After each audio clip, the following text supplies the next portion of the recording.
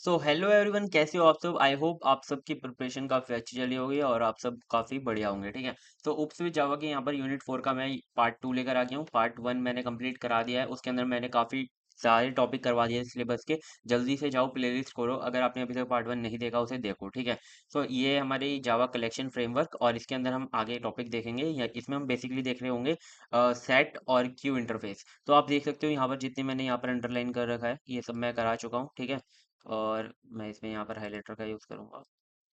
ये जो सारे पार्ट हैं ये मैं कंप्लीट करा चुका हूँ यहाँ तक, इस टैग तक। और यहाँ पर आज हम देख रहे होंगे क्यू इंटरफेस, सेट एंड यहाँ ट्री सेट तक देखेंगे। ठीक है, तो चलो स्टार्ट करते हैं। यहाँ पर मैंने लेक्चर 9 है हमारी ऊप्स विद जावा सीरीज़ का, और लेक्चर 2 है हमारी यूनिट 4 का। ठीक है, सो यहाँ पे हम क्यू इंटरफेस आपके लिए सबसे ज़्यादा इंपॉर्टेंट है, और सेट इंटरफेस, ये सारे इंपॉर्टेंट टॉपिक्स हैं।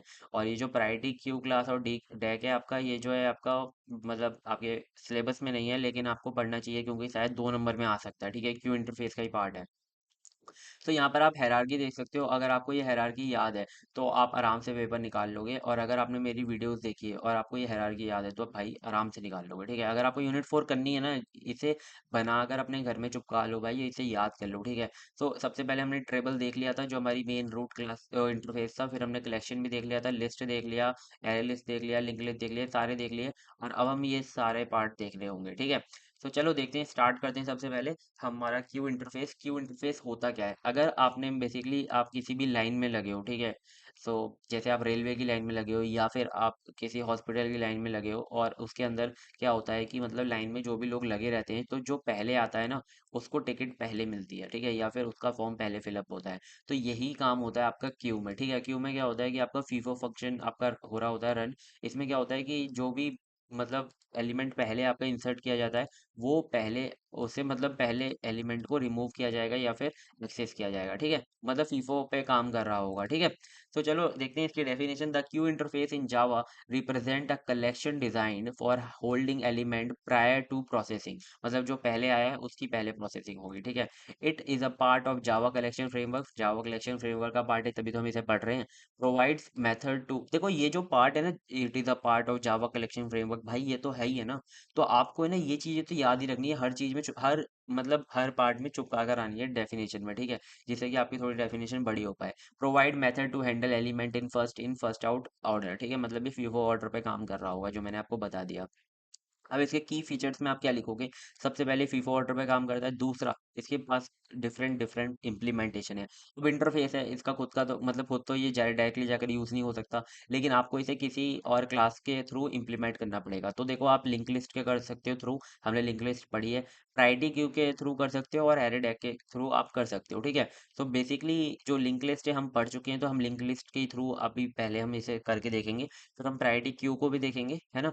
तो चलो फिर ये क्या लिखा है, support for various operations, produce method to insert remove and examine element. तो देखो बेसिकली यहाँ पर जो क्यू आप देख सकते हो। यहाँ पे जो क्यू है ये है ना, यहाँ पर ये जो रेयर है, रेयर बना हुआ है ना पॉइंट, तो यहाँ से ना इसके अंदर एलिमेंट इंसर्ट होते हैं, और ये जो फ्रंट बना हुआ है यहाँ से एलिमेंट आपके डिलीट होते हैं। ठीक है, बस ये चीज़ याद रखनी है, और ये डायग्राम बनाकर आना है। ठीक है, अगर क्यू कहीं पर भी आपको वर्ड दिख जाता है आपके पेपर में। कॉमनली यूज्ड मेथड, अगर आपने ये वाले मेथड देख लिए तो आपको सारे मेथड आगे के समझ में आ जाएंगे। ठीक है, तो पहला तो मेथड आपका ऐड ही है। ऐड तो आपको पता ही है, ऐड हमारा कलेक्शन फ्रेमवर्क से ही आया है। ऐड में क्या होता है, ये देखो ऐड और ऑफर दोनों साथ में बताता हूँ आपको। इसके अंदर क्यू के अंदर दो चीजें होती हैं, एक होता है ऑफर और एक होता है ऐड। ठीक है, ऐड में दोनों एक ही काम कर रहे होंगे कि आपके एलिमेंट को क्या कर रहे होंगे, इंसर्ट कर रहे होंगे आपके क्यू के अंदर। ठीक है, यहाँ पे लिखा हुआ है insert specify element into queue, इस insert specify element into the queue. ठीक है, लेकिन अगर वहां पर ऐड जो फंक्शन है वो सही से नहीं चलता, आपका एलिमेंट सही से इंसर्ट नहीं होता, तो क्या होगा, अगर आप ऐड फंक्शन का यूज कर रहे हो तो आपको एक्सेप्शन मिल जाएगा। लेकिन आप अगर ऑफर का यूज कर रहे हो तो वहां पर आपको बस एक फॉल्स मिल जाएगा, है ना। और अगर हो जाएगा तो ट्रू मिल जाएगा। तो अगर आप ऐड का यूज कर रहे हो और आपका एलिमेंट इंसर्ट नहीं होता तो आपकी जो एप्लीकेशन है वो क्रैश हो जाएगी, है ना, वहां पे एक्सेप्शन आ जाएगा। और अगर आप चाहते हो कि वो एक्सेप्शन नहीं आए तो आप ऑफर का यूज कर लो, तो ऑफर का ज्यादा यूज करना। ठीक है, फिर आता है रिमूव। रिमूव को समझते हैं, रिमूव पोल एंड पीक, है ना, पहले रिमूव एंड पोल को देखते हैं। तो रिमूव क्या करता है, आपके एलिमेंट को रिमूव कर देता है और वो रिटर्न कर देता है element at the front of the Q, जो भी आपके फ्रंट में होगा क्यू के, उसे आपको रिटर्न मतलब दे देगा और उसे रिमूव कर देगा, ठीक है। और क्या अगर वो सही से मतलब आपका जो देखो जैसे आपका ये क्यू है, ठीक है, और इस क्यू के अंदर कोई एलिमेंट ही नहीं है, ठीक है, और आपने रिमूव फंक्शन चला दिया, तो क्या होगा, वहां पे एलिमेंट ही नहीं है, रिमूव किसको करेगा, तो वो क्या कर देगा, एक एक्सेप्शन थ्रो कर देगा और आपकी एप्लीकेशन क्रैश हो जाएगी। लेकिन अब अगर आप पोल का यूज कर रहे होंगे तो पोल क्या करेगा, आपको एलिमेंट को रिमूव भी कर देगा, एलिमेंट को रिटर्न भी कर देगा, और अगर वो आपका जो क्यू है आपका एम्प्टी भी है ना, तो वो बस वो नल रिटर्न कर देगा और कुछ नहीं करेगा, ठीक है। तो मतलब यहाँ पर पोल का यूज करना चाहिए, ऐसे ही यहाँ पर आपका ऑफर का यूज करना चाहिए। देखते हैं नेक्स्ट, पीक एन एलिमेंट। अब देखो पीक क्या करता है, पीक हम हमें पता है जो भी एलिमेंट है उसे हम रिट्रीव करने के लिए यूज करते हैं, ये मतलब रिमूव नहीं करता, बस रिट्रीव करता है और रिमूव नहीं करता, यही एलिमेंट करता है, इसे रिट्रीव करता है, रिमूव नहीं करता, ठीक है।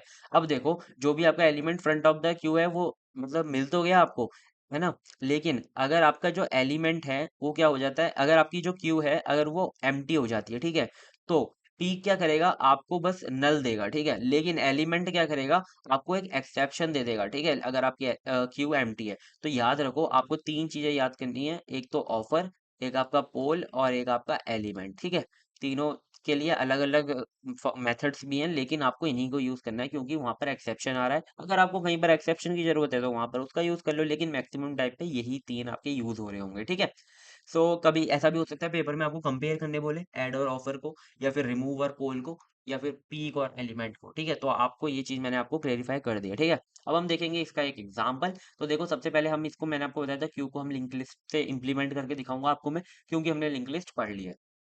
यहाँ पर आपको सबसे पहले इंपोर्ट कराना होता है जो भी आप यूज कर रहे हो, है ना। आपने यहाँ पर एक पब्लिक क्लास बनाई और आपने एक मेन फंक्शन बनाया, मेन फंक्शन के आगे आपने यहाँ पर लिखा है क्यू, और आपको जिस टाइप का भी डेटा चाहिए क्यू के अंदर आपने वो लिख दिया, जैसे हम स्ट्रिंग टाइप का डेटा डाल रहे हैं, है ना। फिर आपने यहाँ पर अपने ऑब्जेक्ट का नाम दिया, जैसे कि आप समझ लो क्यू का नाम दिया आपने, और उसका उसको आपने कैसे इंप्लीमेंट किया है, एज अ लिंक लिस्ट, ठीक है। तो आपने यहाँ पे लिंक लिस्ट लिख दिया।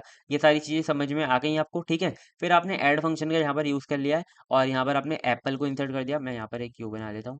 देखो यहाँ पर आपके पास एक यू है तीन का, है ना, और आपने यहाँ पर क्या किया है, एप्पल को इंसर्ट किया, तो पहले एप्पल आ गया होगा, यहाँ से इंसर्ट होता है, ठीक है, और यहाँ से रिमूव होता है। तो यहाँ पर एप्पल, बनाना और चेरी है, तो यहाँ पर एप्पल होगा आपका, यहाँ पे बनाना होगा, और यहाँ पे आपका चेरी होगा, ठीक है।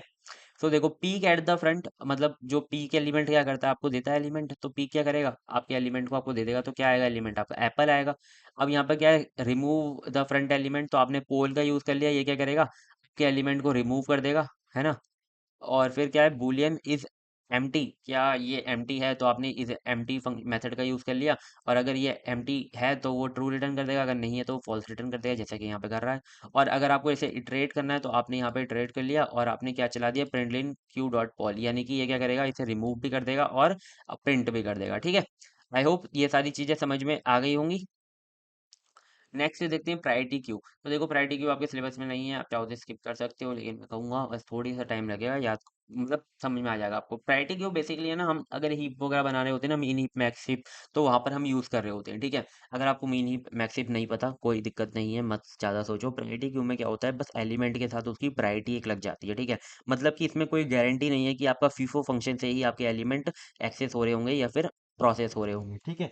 तो चलो इसकी डेफिनेशन देखते हैं। The priority queue class in Java is an implementation of queue interface, ये आपको पता ही है, that orders its element according to their natural ordering or by comparator provided at a queue construction time, ठीक है। देखो अब यहाँ पर ना कंपेरेटर का कॉन्सेप्ट आ जाता है। बेसिकली आप अपनी तरफ से उसे ऑर्डरिंग देख सकते हो कि वो किस ऑर्डर में रहे। नेचुरल ऑर्डरिंग का मतलब ये होता है कि जैसे कि आपके एलिमेंट पड़े हुए हैं 1 3 2 4, तो नेचुरल ऑर्डरिंग का मतलब होता है कि 1 2 3 एंड 4, समझ में आ गया, असेंडिंग ऑर्डर, ठीक है। ये होती है हमारी नेचुरल ऑर्डरिंग। अगर स्ट्रिंग में पड़ा है तो वो एग्जा मतलब एप्पल बनाना चेरी पड़े हैं तो वो ऐसे ही रहेंगे। अगर एप्पल चेरी बनाना है तो वो एप्पल बनाना चेरी बन जाएंगे, क्योंकि ABCD का काम होगा ना वहाँ पे, लेक्सिकोग्राफी का काम होगा वहाँ पे, ठीक है। तो मैं वहाँ पे मतलब ये आपको मतलब इतना वो कंफ्यूज नहीं करना चाहता हूँ। तो ये ऐसे मतलब नेचुरल ऑर्डरिंग होती है, लेकिन अगर आप कंपैरेटर से अगर आप उसे रिवर्स करना चाहते हो तो आप रिवर्स दे दोगे तो वो डिसेंडिंग ऑर्डर में हो जाएगा, ठीक है। तो मतलब यही आपको बताना चाह रहा था, कंपैरेटर का मतलब ये होता है। तो मतलब ये गारंटी नहीं देता कि मतलब प्रायोरिटी क्यों कि ये फीफो ऑर्डर से चलेगा। बेसिकली आप इसमें ये किससे चलेगा, उसकी प्रायोरिटी के हिसाब से चलेगा, ठीक है। आई होप चीज़ें क्लियर होंगी।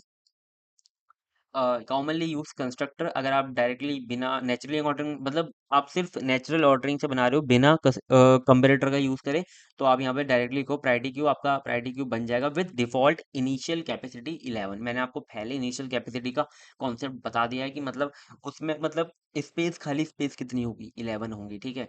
और नेचुरल ऑर्डरिंग होगी, मतलब कि आपके जो मैंने आपको अभी कॉन्सेप्ट बताया। प्रायोरिटी क्यू में अगर आप चाहते हो कंपेरेटर डालना और इनिशियल कैपेसिटी को भी चेंज करना, तो आप ऐसे बना सकते हो। तो आपने यहाँ पर कंपेरेटर का यूज़ करोगे, अभी मैं आगे आपको बना के दिखाऊंगा तो आप समझ में आ जाएगा, काफ़ी इजी है। Create a priority queue with the specified initial capacity, मतलब आप चाहो अपनी तरफ से इनिशियल कैपेसिटी दे सकते हो, ऑर्डरिंग कर सकते हो उसकी अपने हिसाब से, ठीक है। चलो देखते हैं एग्जाम्पल भी जिसमें हम ऑर्डरिंग भी कर रहे होंगे। पहले मैं आपको दिखाऊंगा सिंपल नेचुरल ऑर्डरिंग के हिसाब से। तो देखो यहाँ पर हमने एक प्रायोरिटी क्यू बनाया, आपको यहाँ पर जैसे क्यू लिखा था वहाँ पर आपने यहाँ पे लिखना है प्रायोरिटी क्यू। जिस टाइप का आपको एलिमेंट डालना है आपने यहाँ पे लिख दिया, जैसे कि स्ट्रिंग, और आपने यहाँ पे जो भी आपने ऑब्जेक्ट बनाया उसका नाम लिख दिया क्यू, और न्यू लिखकर आपने लिख दिया फिर से प्रायोरिटी क्यू, ठीक है। चीजें समझ में आ गई। और अब हमने यहाँ पर ऐड कर दिया एप्पल बनाना चेरी, ठीक है। तो यहाँ पर एक हमारी वो बन गई होगी क्यू, और वहाँ पर एप्पल बनाना चेरी, वही उसमें ही रहेंगे क्योंकि इसका लेक्सिकोग्राफी भी सेम ही है। ए पहले आता है, बी बाद में आता है, सी बाद में आता है, ठीक है। ए बी सी में ही बन गया होगा। फिर peak the highest priority element, तो यहाँ पर क्या है, जो हमारी हाईएस्ट प्रायोरिटी एलिमेंट क्या है, एप्पल है, ठीक है, क्योंकि एप्पल क्या है, एप्पल आपका मतलब हाईएस्ट प्रायोरिटी नेचुरल ऑर्डरिंग के स्ट्रिंग के हिसाब से। फिर अगर पोल से हम हाईएस्ट प्रायोरिटी एलिमेंट को रिमूव करेंगे तो यहाँ पे एप्पल को ये रिमूव कर देगा। Check if the queue is empty, तो ये इज एम्प्टी से चला दिया। और यहाँ पर इटरेट द क्यू, तो इटरेट द क्यू आपने इससे कर लिया, तो यहाँ पर क्या होगा कि आपका जो पहले आपका एप्पल रिमूव हुआ था हो गया है वो, तो फिर पहले फिर बनाना रिमूव होगा, फिर चेरी रिमूव होगा, ठीक है, और उसी हिसाब से वो प्रिंट हो जाएंगे, ठीक है। यहाँ तक चीज़ें क्लियर हैं। तो यहाँ पर क्या हमारी क्यू खाली हो गई। अब हम चाहते हैं कि एक कंपेरेटर का भी कॉन्सेप्ट समझ में आ जाए। तो देखो कंपेरेटर का कॉन्सेप्ट कैसे समझ में आएगा, यहाँ पर आपने वही क्यू बना लिया सेम टू सेम यहाँ तक, ठीक है। आपने जैसे यहाँ पर खाली छोड़ दिया था, यहाँ पर आपने एक कंपेरेटर डाल दिया, कंपेरेटर डॉट रिवर्स ऑर्डर, और आपने यहाँ पर ये कॉल कर दिया, ठीक है। तो ये क्या होगा कि जो आपकी नेचुरल ऑर्डरिंग थी उससे रिवर्स में हो जाएगा, ठीक है। मतलब कि जैसे 1 2 3 लिखा हुआ है तो वो 3 2 1 हो जाएगा, 1 3 2 लिखा हुआ है तो वो 3 2 1 हो जाएगा, ठीक है। समझ में आ गया, ठीक है। तो यहाँ पर आप एलिमेंट आपने ऐड किए 1 3 2, तो ठीक है। अगर यहाँ पर कंपेरेटर नहीं होता तो ये कैसे आप इसे प्रोसेस कर रहे होते, 1 2 3 है ना, ऐसे प्रोसेस कर रहे होते, लेकिन यहाँ पर आपने रिवर्स ऑर्डर लिख दिया, यानी कि आपने अपनी तरफ से कंपेरेटर डाल दिया, ठीक है। तो क्या होगा, यहाँ पर वो होंगे 3 2 1, ठीक है।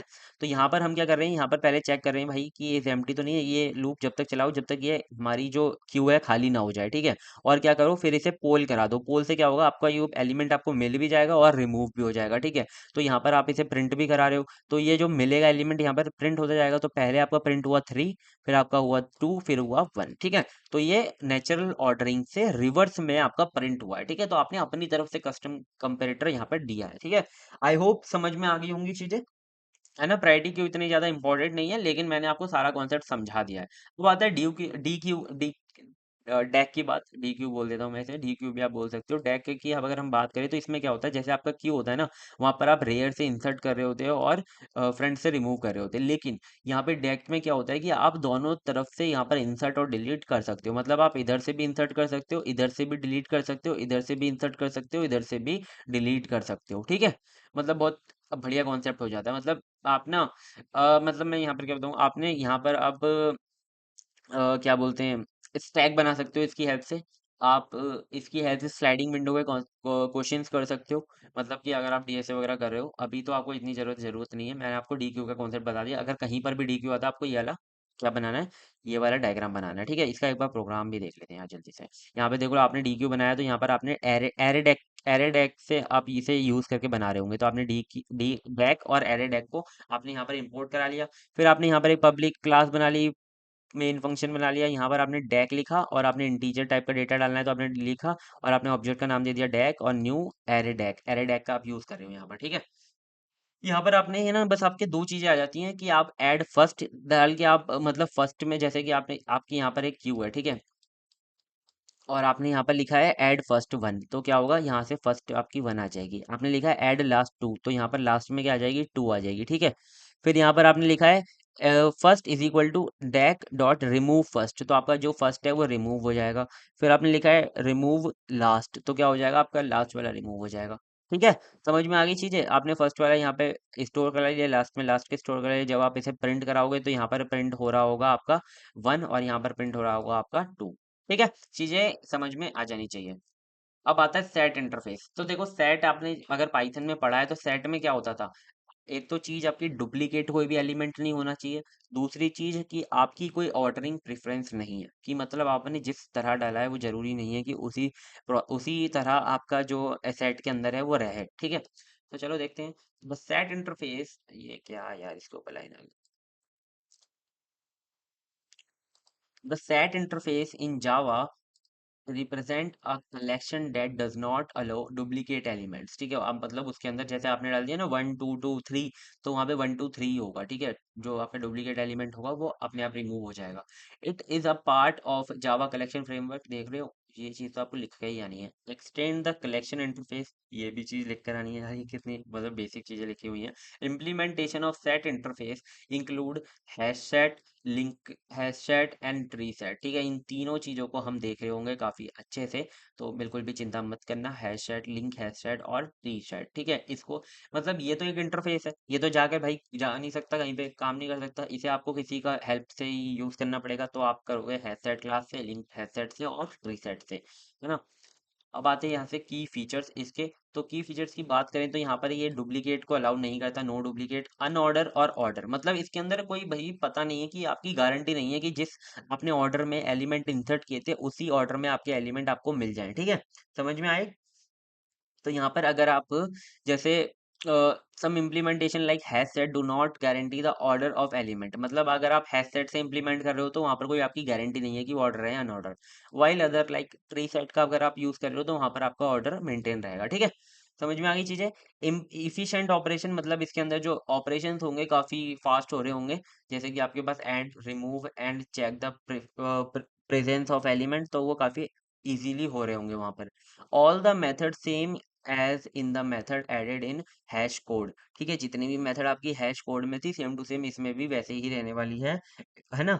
लेकिन आपकी जो मेथड है वो एक नई ऐड हुई है, वो है int hash code return the hash code value of the set. ये चीज में आपने गलत पढ़ दी है, मैं आपको बताता हूँ।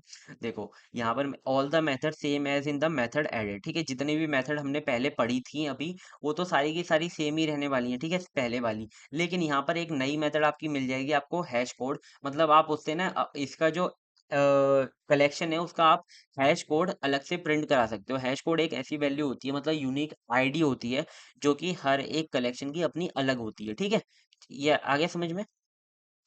Hash set class. ठीक है, हैश सेट क्लास क्या होती है? हैश सेट क्लास बेसिकली वही आपका सेट हो रहा होगा, सेट होगा, उसके अंदर डुप्लीकेट एलिमेंट नहीं होगा। The hash set class in Java is an implementation of set interface. ये आपको पता है, uses a hash table for storage. ये बेसिकली आपको ये जो पॉइंट है ना, ये याद रखना है कि ये जो हैश सेट आपकी क्लास होती है वो यूज करता है हैश सेट टेबल को स्टोर करने के लिए। ठीक है, और इसी हैश सेट टेबल में आपका एक हैश कोड होता है हर एक एलिमेंट के लिए। तो आप क्या करते हो, उस हैश कोड को प्रिंट करा सकते हो। ठीक है, it is a part of Java collection framework and provide a collection that does not allow duplicate element and does not guarantee any specific order of element. ठीक है, ये चीजें भी आपको क्लियर कट समझ में आ रही होंगी। ठीक है, अगर हम की फीचर्स की बात करें तो यही दो की फीचर्स हैं आपके। पहले तो no duplicate element and no unorder. ठीक है, नो ऑर्डर। ठीक है, ये बेसिकली क्या है इसमें, कि आपका जो अनऑर्डर है, कि मतलब वो उसमें कोई भी ऑर्डर नहीं रहेगा। अगर आपने जैसे एलिमेंट उसके अंदर इंसर्ट किया है 1 2 3, ये था ऑर्डर में, तो आप जब प्रिंट कराओ शायद वो ऐसे भी मिल सकता है 2 1 एंड 3 1 2 ऐसे भी मिल सकता है ना। और अगर आप ऐसा भी हो सकता है कि आपके साथ 1 2 3 मिल जाए, है ना, कोई गारंटी नहीं है उसकी। ठीक है, नॉट सिंक्रोनाइज्ड।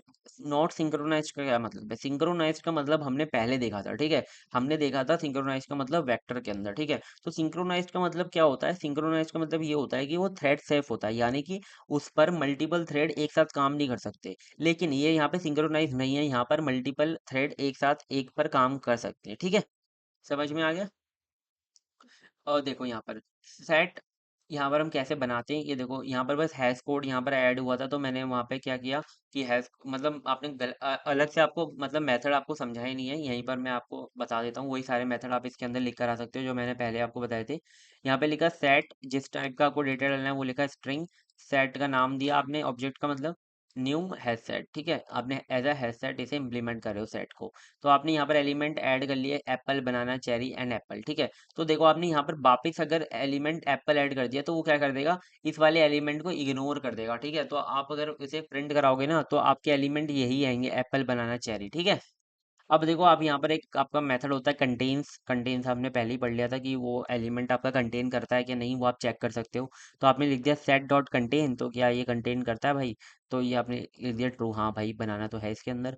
फिर आपने इसे रिमूव करना है तो आपने कर दिया सेट रिमूव बनाना, तो इसे रिमूव कर दिया बनाना को। अब इसके अंदर क्या क्या चीज़ें रह गई, एप्पल और चेरी रह गई, क्योंकि एप्पल तो रहेगा ही नहीं।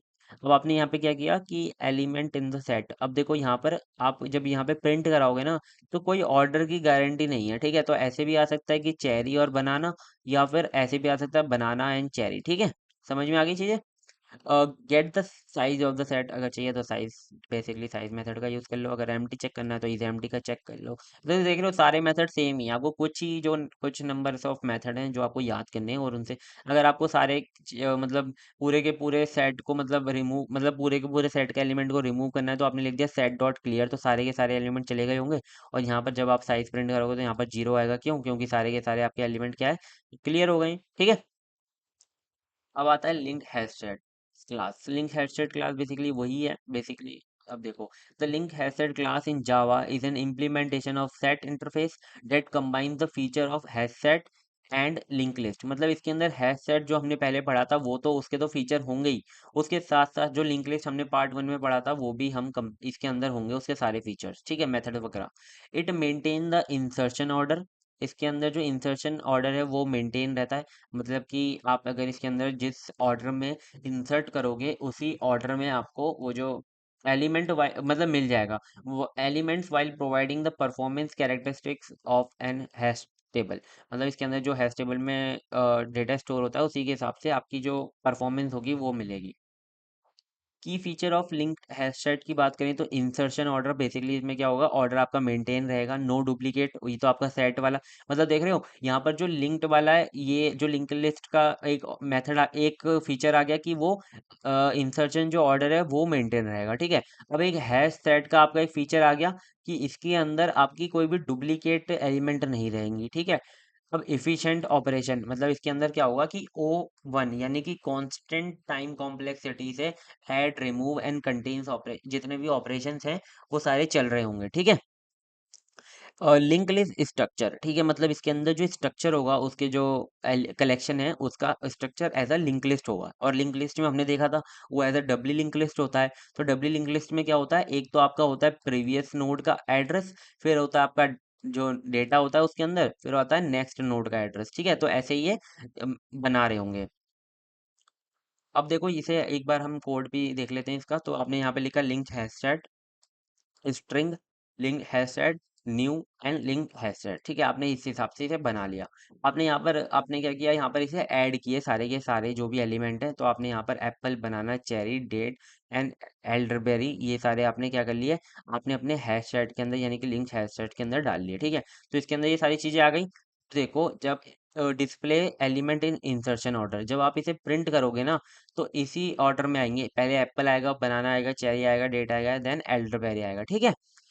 Check if an element is in set, तो वही कंटेन्स का आप यूज करो। बनाना आपने देखा, बनाना है, हाँ भाई ट्रू है, कर दिया। रिमूव एन एलिमेंट, तो वही आपने रिमूव का यूज कर लिया। अब आपने आपने उसे रिमूव तो कर दिया डेट को, ठीक है। तो वहां पर क्या आ रहा होगा, वहां पर डेट हट जाएगा और सारे के सारे वैसे के वैसे प्रिंट हो रहे होंगे, ठीक है। इटरेट ओवर द एलिमेंट, तो आपने वही अपना फॉर लूप का यूज किया, स्ट्रिंग फ्रूट, और फ्रूट जाके सबके ऊपर इटरेट करेगा लिंक हैश पर, मतलब कि है ना। तो वो सारे के सारे क्या हो रहे होंगे, प्रिंट हो रहे होंगे। फिर आता है आपका क्या, hashtag create another hashtag with a collection. अब आप क्या कर रहे हो, यहाँ पर आप एक और कलेक्शन का यूज करके क्या कर रहे हो, आप लिंक्ड हैशटैग बना रहे हो एक और। तो आपने लिखा लिंक्ड हैशटैग स्ट्रिंग टाइप के इसके अंदर डेटा होंगे, और another set new linked hashtag and linked hashtag, यानी कि जो पहले वाला ये जो है ना पहले ये जो वाला हैशटैग होगा, ये जो था लिंक हैशटैग, ये इसके अंदर आप क्या कर रहे हो, इसके अंदर ही मतलब एक्सटेंड करा रहे हो, मतलब जितने भी आपके एलिमेंट लिंक हैशटैग में होंगे वो अनदर हैशटैग के अंदर पहले से ही प्रेजेंट होंगे। ठीक है, तो आपने ये अनदर सेट डॉट ऐड लिखकर क्या कर दिया, इसके अंदर एक और एलिमेंट ऐड कर दिया फिग। तो आप अनदर जब आप प्रिंट कराओगे ना, तो आपके पास सारे के सारे एलिमेंट प्रिंट होंगे, Apple, banana, cherry, elderberry, then fig. ठीक है, तो ये चीज़ आई समझ में। ये वाला अगर आपको कंफ्यूजन है तो छोड़ो, मत समझना। पर मैं आपसे कहूंगा कि वही इजी है, बस क्या है कि बिल्कुल उसकी तरह है, आपने इनहेरिटेंस पढ़ा होगा ना, उसकी तरह ही है। जैसे आपने ना इसके अंदर क्या किया, अनदर सेट नाम से एक और चीज, एक और आपने कलेक्शन बनाया, और उसमें क्या कर दिया आपने, अपना जो पहले वाला कलेक्शन था लिंक्ड हैश सेट, उसे इंक्लूड कर लिया। ठीक है, यानी कि एक्सटेंड करा लिया इसके अंदर। तो इसके अंदर क्या होगा कि जो लिंक्ड हैश सेट है उसके सारे के सारे एलिमेंट प्रेजेंट होंगे। ठीक है, तो आप जब फिग को ऐड करोगे तो वो बाद में आपका ऐड हो जाएगा उसके अंदर। ठीक है, आगे चीज समझ में। नेक्स्ट देखते हैं सॉर्टेड सेट इंटरफेस। अब देखो, आपका सेट इंटरफेस था वो खत्म हो गया, अब हम देखेंगे sorted set interface. Sorted set interface आपको नाम से ही पता चल रहा होगा, इसमें क्या होंगे, एलिमेंट सॉर्टेड रहेंगे। ठीक है, कि मतलब 1 2 3 ऐसे सॉर्टेड रहेंगे। तो देखो, the sorted interface in Java is an सब इंटरफेस ऑफ सेट। ये सेट का क्या है, एक सब इंटरफेस है। मतलब आप है ना, अगर आप वो देखो क्या बोलते हैं हायरार्की हमारी, तो जल्दी से जाओ, ये रही हायरार्की। ठीक है, तो यहाँ पर आप देखो सेट है, और इसके बाद आपकी दो क्लासेस हैं, hash set and link hash set. ठीक है, अब इसके बाद आपका एक सॉर्टेड सेट है। तो सॉर्टेड सेट किसके बाद आ रहा है, सॉर्टेड सेट आपका सेट के बाद आ रहा है। ठीक है, तो ये जो सॉर्टेड सेट है ये सेट का सब इंटरफेस है। यानी कि सॉर्टेड सेट के पास इटरेबल के भी जितने मेथड हैं वो होंगे, कलेक्शन के जितने मेथड है वो होंगे, सेट के जितने मेथड है वो होंगे, और अपने अगर कोई मेथड होंगे तो वो भी होंगे। और उसे वो किस क्या यूज करके इंप्लीमेंट करेगा, ट्री सेट का यूज करके इंप्लीमेंट करेगा। ठीक है, समझ में आ गई चीजें। चलिए जल्दी से पहुंच जाते हैं हम सॉर्टेड के ऊपर। ये कहाँ पहुंच, हाँ, सेट हेड सेट लिंक है सेट सॉर्टेड इंटरफेस। तो सॉर्टेड इंटरफेस हमने पढ़ लिया, सेट के मतलब सेट का ये सब इंटरफेस होता है। That provide a total ordering on its element. ठीक है, मतलब कि उसके अंदर ऑर्डरिंग होती है। It extend the set interface to handle sorted set. ठीक है, जो भी आपके सॉर्टेड सेट होंगे उन्हें वो इसे हैंडल करेगा। ठीक है, ensuring that the element are maintained in a specific order. तो मतलब ये एंश्योर करेगा कि आपके जो एलिमेंट हैं वो ऑर्डर में मेंटेन रहे। ठीक है, मतलब कि सेट में एक दिक्कत आ रही थी ना, कि मतलब वो जो एलिमेंट थे वो ऑर्डर में नहीं थे, कि मतलब आपकी कोई गारंटी नहीं थी कि ऑर्डर में रहेंगे या नहीं रहेंगे। तो यहाँ पर क्या रहेंगे, आपके एलिमेंट ऑर्डर में रहेंगे, असेंडिंग डिसेंडिंग। ठीक है, की फीचर की बात करें तो ऑर्डरिंग बेसिकली ऑर्डरिंग इसके अंदर रहेगी। Element in a sort set are ordering according to their natural ordering. Natural ordering हमने पहले ही पढ़ ली, यानी कि असेंडिंग ऑर्डर, यानी कि अगर 1 3 2 लिखा है तो वो किस में रहेंगे, 1 2 3 ऐसे रहेंगे। By specified comparator. अब कंपेरेटर का यूज करके आप उसे रिवर्स भी कर सकते हो या कस्टम दे सकते हो। ठीक है, तो आप मतलब उसे कंपरेटर का भी यूज करके चेंज कर सकते हो, या फिर अगर आप कोई नहीं देते तो वो एज अ नेचुरल ऑर्डरिंग रहेगा। सॉर्टेड से समझ जाना कि सॉर्टेड का क्या मतलब होता है, कि शॉर्ट करना। ठीक है, सबसेट मतलब इसके अंदर एक चीज और होती है, सबसेट। सबसेट क्या करता है कि आप चाहो ना तो अपने मतलब पूरे के पूरे सेट में से कोई सबसेट आप रिमूव कर सकते हो, मतलब ले सकते हो। जैसे कि आपने स्टार्टिंग और एंडिंग दे दी तो आपको वो सबसेट मिल जाएगा। सबसेट का तो कॉन्सेप्ट पता है ना, छोटा सा सेट बड़े सेट में से। ठीक है, कॉमनली यूज्ड मेथड इसके अंदर कौन कौन सी है, पहला है आपका कंपेरेटर। कोई कंपेरेटर तो आपको पता है, ये कंपेरेटर का आप यूज करके इसमें आप मतलब कंपेरेटर बना सकते हो अपने लिए। तो return the comparator use to sort the set, है ना, सेट को सॉर्ट करने के लिए कंपेरेटर यूज होता है। और null if the set is sorted according to the natural ordering. अगर आप मतलब कंपेरेटर का यूज नहीं कर रहे हो तो वो एज ए नल रहेगा। और मतलब आप नल रख सकते हो तो वो क्या रहेगा, वो एज ए नेचुरल ऑर्डरिंग रहेगा, जैसे कि मैंने आपको पहले बताया था। ठीक है, आप फर्स्ट का यूज करके क्या कर सकते हो, जो भी आपका लोएस्ट एलिमेंट होगा, जैसे कि अगर आपकी स्ट्रिंग है 1 से लेकर 10 तक थी, तो आप अगर फर्स्ट को देखोगे तो वहां पर आपका 1 जो है वो प्रिंट हो रहा होगा। फिर आता है आपका लास्ट, लास्ट में आपको ऐसे 10 प्रिंट हो रहा होगा। और सॉर्टेड सेट और हेड सेट, यहाँ पर क्या होगा कि आप चाहो ना तो आप मतलब किसी एलिमेंट से, जैसे कि आपने बोला कि जो 5 है ना उससे जितने भी छोटे एलिमेंट है इस सेट के अंदर वो हमें दे दो, तो आप हेड सेट का यूज कर सकते हो। ठीक है, तो आपने लिखा हेड सेट, टू एलिमेंट, ठीक है, मतलब कि आप यहाँ पर एलिमेंट को डिफाइन कर दोगे, जैसे कि यहाँ पर मैंने 5 कर रखा है। Return a view of a portion of the set whose element are strictly less than to element. तो बेसिकली 1 2 3 4 जितने हैं वो सारे यहाँ पर आ जाएंगे, ठीक है। अब आप टेल का यूज करोगे तो 1 5 से जितने बड़े वाले हैं आप उन्हें ले सकते हो, ठीक है। और इक्वल, ठीक है, मतलब उसके इक्वल भी आ जाएंगे और उसके बड़े भी आ जाएंगे। और यहाँ पर क्या होगा, स्ट्रिक्टली लेस, यानी कि वो एलिमेंट नहीं आएगा, उसके नीचे वाले ही आएंगे। सॉर्टेड सबसेट, अब आप सबसेट का यूज करके, जैसे कि आपने यहाँ पे टू और फ्रॉम यहाँ पे दिए थे ना, यहाँ पर आप मतलब कि दे सकते हो, जैसे कि आप 2 से लेकर 5 तक एलिमेंट चाहते हो, ठीक है। तो return a view of a portion of the set whose element range from element inclusive to element exclusive, ठीक है। मतलब जैसे कि आपने लिख दिया 5, मतलब 2 से फ्रॉम 5 टू, आपने लिख दिया 10, ठीक है। तो यहाँ पर आपको सबसेट क्या जैसे आपकी जो आपका जो सेट है वो 1 से लेकर 10 तक का है, तो आपका फ्रॉम एलिमेंट इंक्लूसिव यानी कि 5 तो आएगा उसके अंदर, ठीक है, 5 आएगा, 6 आएगा, 7 आएगा, 8 आएगा, और टू एलिमेंट एक्सक्लूसिव यानी कि 10 नहीं आएगा, तो 9 आएगा। तो यहाँ पर आपका सबसेट कैसा आ जाएगा, 5 6 7 8 9, ठीक है। बस चीज़ों को रीड करना है और आराम से आपको समझ में आ रही होंगी। अब देखो, मैं आपको पहले ही मेथड बता देता, मतलब कि आपको इस मेथड को यूज करके कोड बता देता, लेकिन मैंने सोचा पहले आपको ट्री सेट बता दूं, जिससे कि हम उसी का तो यूज करके उसे इम्प्लीमेंट करेंगे, तो पहले आपको ट्री सेट समझ में आ जाएगा, फिर आप उसका यूज करके एक बार कोड देख लेंगे, ठीक है। तो हमने यहाँ पर ट्री सेट क्लास को देख लेते हैं। The tree set class in Java, आपने पता है ना आपको, मतलब आप ट्री सेट का यूज करके जो आपकी ट्री डेटा स्ट्रक्चर है ना, उसे आप मतलब यहाँ पर इम्प्लीमेंट कर सकते हो, ठीक है।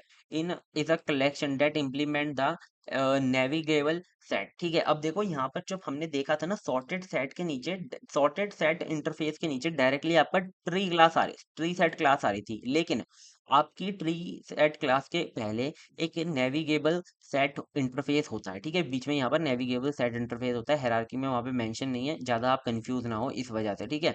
तो आपको बस ये याद रखना है कि ये एक नेविगेबल सेट इंटरफेस का भी मतलब वो है, क्लास है, ठीक है। तो ये मतलब उसे भी इम्प्लीमेंट कर रही है। ऊपर तो आपका वो आ गया, देखो यहाँ पर कंफ्यूज मत होना प्लीज। आपका सॉर्टेड सेट होता है, सेट इंटरफेस होता है, सॉर्टेड सेट इंटरफेस, उसके बाद आता है आपका नेविगेबल सेट इंटरफेस, उसके बाद आपका ट्री सेट क्लास आती है, ठीक है।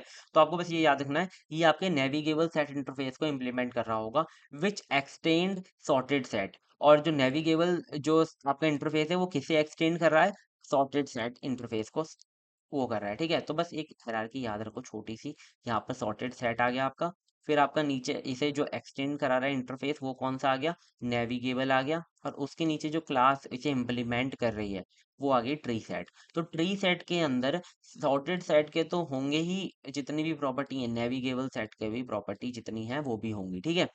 It uses a red black tree to store element, ये रेड ब्लैक ट्री का यूज करता है, जैसे वहां पे link list doubly link list का यूज करा था, वैसे ही यहाँ पर ये रेड ब्लैक ट्री का यूज करता है। अब आपको अगर पता नहीं है रेड ब्लैक ट्री, तो आप थर्ड ईयर में पढ़ोगे डा सब्जेक्ट के अंदर, तब आपको समझ में आएगा, बस आपको यहाँ पर नाम याद रखना है, ठीक है।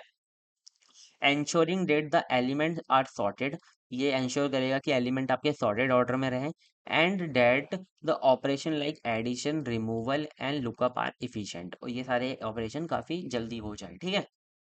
की फीचर क्या है इसके, सॉर्टेड ऑर्डर रहता है, जिस ऑर्डर में आप डालोगे उसी ऑर्डर में रहेगा, है ना। और आप चाहो तो कस्टम कंपैरेटर भी डाल सकते हो उसके अंदर। नो डुप्लीकेट, यहाँ पर कोई भी डुप्लीकेट नहीं रहेगा। एफिशिएंट ऑपरेशन, यानी कि ओ लॉग एन के टाइम कॉम्प्लेक्सिटी में सारे ऑपरेशन आपके हो रहे होंगे, ठीक है। ऐड रिमूव कंटेन्स ये सारे छुपा देना हर जगह। अब देखते हैं इसका कोड, ये सबसे ज़्यादा इंपॉर्टेंट है, ये आपको समझ में आना चाहिए। आप देखो किसको सॉर्टेड सेट का यहाँ पर आप यूज़ कर रहे हो, ठीक है। तो आपने लिखा है sorted set integer sorted set new tree set, ठीक है।